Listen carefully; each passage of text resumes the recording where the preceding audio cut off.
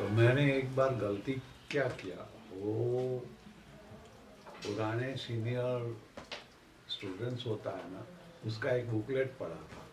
वो मैं उधर ड्राइंग क्लास से उठाया। मैंने कहा उसको लेके उसमें से ड्राइंग करूँगा। तो पिताजी ने देखा, कहता क्या कर रहे हो? मैंने कहा ड्राइंग कर रहा हूँ। ये तुमने किया है? मैंने कहा हाँ। मैंने कहा हाँ मैंने किया। कहता है इतना अच्छा करते हो? मैंने कहा अभी तो सीख रहा हूँ ना, थोड़ा तो आएगा। तो एक बार तो झूठी बोल ही दिया। किसी का वर्क था, मैंने कहा मैंने किया है, पिताजी को खुश करने के लिए। तो उधर से चलो आ जाओ। तो बम्बई में आ गए। बम्बई में मटुंगा में शांति निकेतन में रहते थे। बहुत बड़ी चाल थी, 2 रूम की, 2 रूम था उसमें। और मटुंगा में खालसा कॉलेज थी। खालसा कॉलेज ज्वाइन कर ली और साइंस ले लिया। अभी साइंस में क्या है, आप लोगों ने कभी माइक्रोस्कोप के नीचे स्लाइड्स देखा है? देखा है। माइक्रोस्कोप में तो वो जो पैटर्न उसके अंदर दिखाई देती है, सेल की पैटर्न है, इसकी पैटर्न है, वो पैटर्न है, वो देख के तो मेरे को फिर कुछ करने की मर्जी हो गई। तो जैसे आज ये सब करता हूँ, ये सब ड्राइंग ऐसा, तो वो टाइम पर कॉलेज में धीरे धीरे थोड़ा चालू कर दिया। अभी कॉलेज में क्या करता था वो बताऊं, वो मेरी पास पड़ा है। ऐसी बना के तो इसमें कुछ ना कुछ ड्राइंग करता रहता था। ये सब कॉलेज का है। कितना? 50 का, 50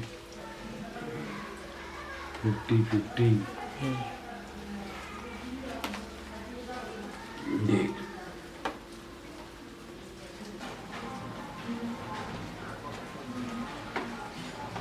मैं तो इसको भूल ही गया था। अभी कचरा निकाल रहा था तभी हाथ में आया, तो मैं कचरा, ये तो रखने वाली चीज है।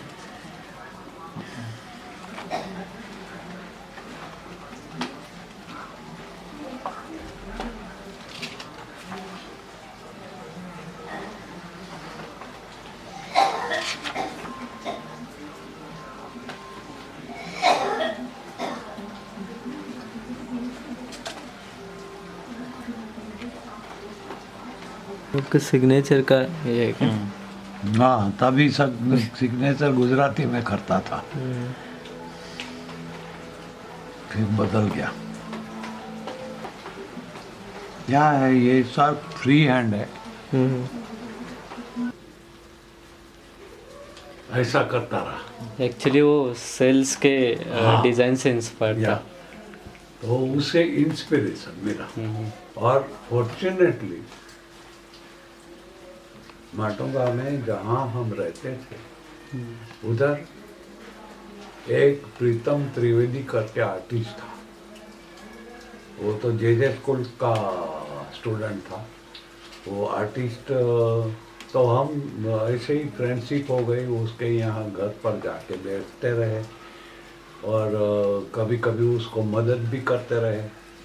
तो ऐसे धीरे धीरे पेंटिंग की तरफ थोड़ा आकर्षण हुआ। तो फिर वो तो ज़्यादातर जैन टेम्पलों में बहुत काम करता था।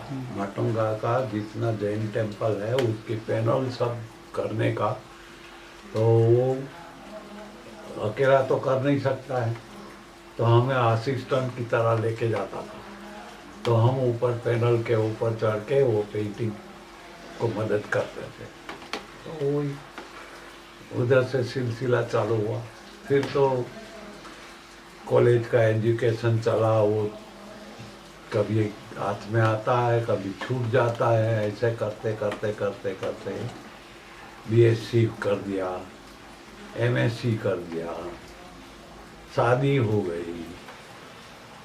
और एक बड़ी बात ही कह देता हूँ, शादी हो गई, बहुत बड़ा घराना है, बहुत बड़ा, मतलब के मल्टी मिलियनर। एक की ये डॉटर है, वो मेरी वाइफ है जो, मगर हमारी बनी नहीं कभी। उसने मेरे को घर से निकाल दिया। ठीक है, मैंने कहा घर से निकाल दिया। तो मेरी एक कॉलेज फ्रेंड थी, वही आंटी, तो वो कॉलेज फ्रेंड मेरी साथ, तो हम जाके थाना में रहे। अभी थाना में जैसे रहे तो मेरा जामनगर का एक आर्टिस्ट फ्रेंड मिल गया। मैंने उसको कहा, देख हम दो घर में ही खाली, फ्लैट थोड़ा बड़ा है, तो आ जा मेरे साथ। तो वो मेरे साथ आ गया। 7-8 बरस वो मेरे साथ रहा। और हम एवरी सैटरडे संडे पूरा उठा के खाना में कहीं भी निकल जाते थे पेंटिंग करने के लिए। तो उससे फिर मेरा ये पेंटिंग का जाम होने लगा एकदम। तो चलते चलते बुक मिल गई, लस्ट फॉर वाइट,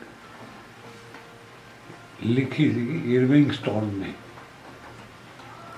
वो पढ़ने के बाद पेंटिंग करने का ज़्यादा इंस्पिरेशन मिला, और मन ही मन उसको गुरु भी मान लिया। तो फिर सोचा कि ये उसको कोई ट्रिब्यूट दी जाए विंसेंट वैन गॉग को। ये विंसेंट वैन गॉग के पेंटिंग ही है, ये है, वो है, इधर का है, ये विंसेंट वैन गॉग का फोटो है, और कैसा पेंटिंग करता था वो है। और उसकी सारी लाइफ हिस्ट्री बताई है इसमें, कहाँ से उसने चालू किया, किधर गया। और इसकी तो हिस्ट्री है उसकी। वो वेट्रेस हमेशा कहती है तो आई लव योर कान, इसलिए उसने काट के उसको प्रेजेंट कर दिया।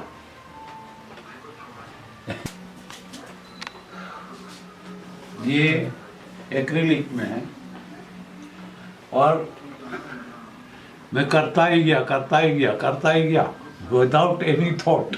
और जब भी आखिर में उसको रख के उसके ऊपर कंसंट्रेट करके जब भी देखा, मैंने कहा अरे वाह, ये कैसा बन गया। हाँ, इसमें कुछ है ये पेंटिंग में, ढूंढोगे तो मिलेगा, तो इसमें आपको बहुत कंसंट्रेट करोगे तो रियली मिलेगा। इसके अंदर ऑटोमेटिकली कृष्णा आ गया। अभी आपको कृष्णा कैसे बताऊं मैं, वो तो मैं देख सकता हूँ।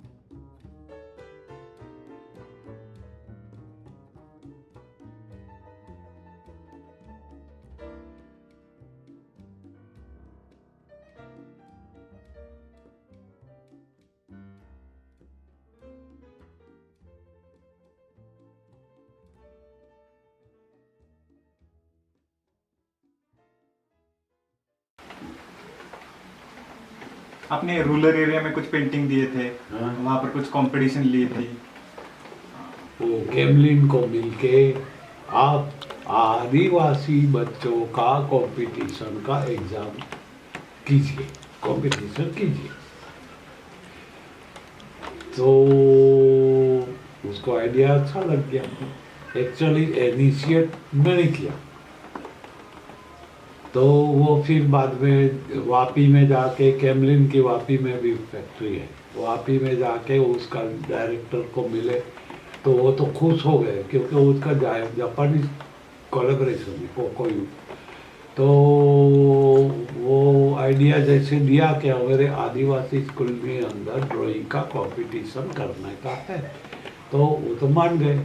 उसने ताबड़तोड़ कहता है हम आपको सारा मटेरियल देंगे, सारा वो देंगे, कंपटीशन में जो पहला आएगा, दूसरा आएगा, तीसरा आएगा, उसको इनाम भी देंगे।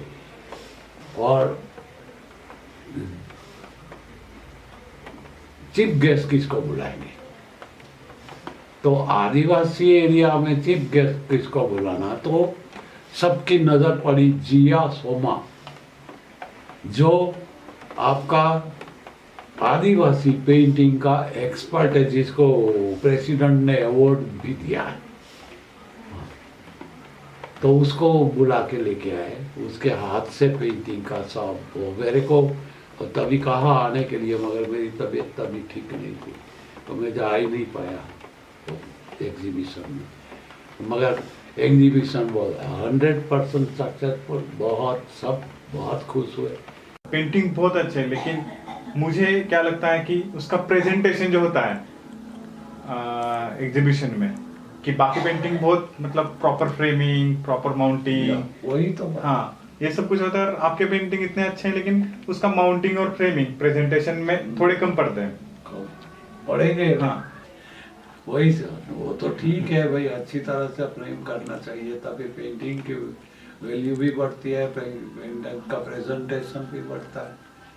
मगर मैं इतना पेंटिंग को फ्रेम करके एग्जीबिशन करने जाऊं तो मेरा तो सुपना साफ हो जाएगा। बिकॉज आज 86 में रिटायर हुआ, तो उसके बाद में मेरे को तो पैसे की आमदनी तो है ही नहीं, जो था उसमें से कम होता जा रहा है, कम होता जा रहा है, हर दिन कम होता जा रहा है। तो अगर मैं ये करूं तो फिर किधर जाऊंगा? इतना काम करता हूँ वो भी नहीं कर पाऊंगा, वो बात है ना। एक इकोनॉमिकल ब्रेक लगी हुई है।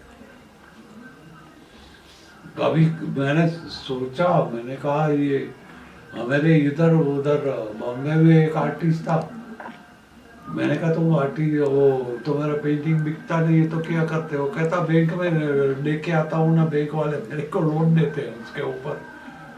मेरे कहा मेरे पेंटिंग सबको बैंक में दे देता हूँ, लोन ले लेता हूँ और एग्जीबिशन करता हूँ।